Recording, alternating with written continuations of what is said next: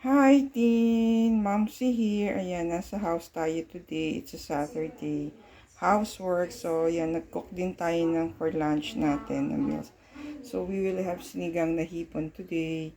Gigisa natin sa sibuyas, bawang, kamatis para may color, tsaka sweet, sour taste.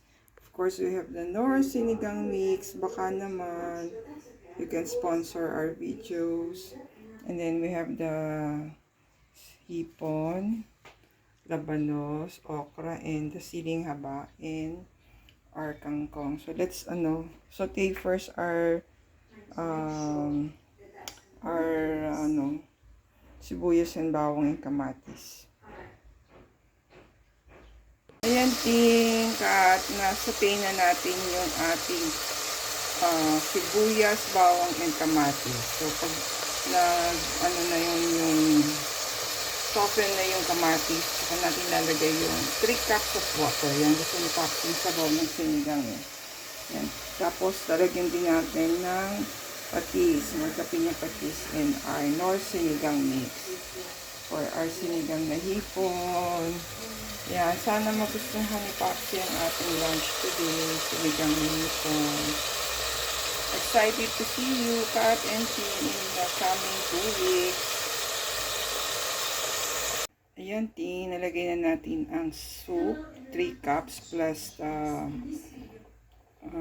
labanos and okra before we place the shrimp and the sinigang mix and the siling haba and kangkong. So, pakuluin muna natin to soften our okra and labanos before we put our shrimp kasi mabilis lang yan maluto.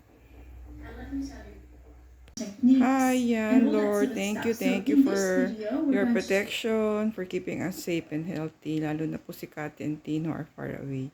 Kuya Daniel and Erica, yan. Sana po, yan, patuloy mo po kaming patnubayan and protect us.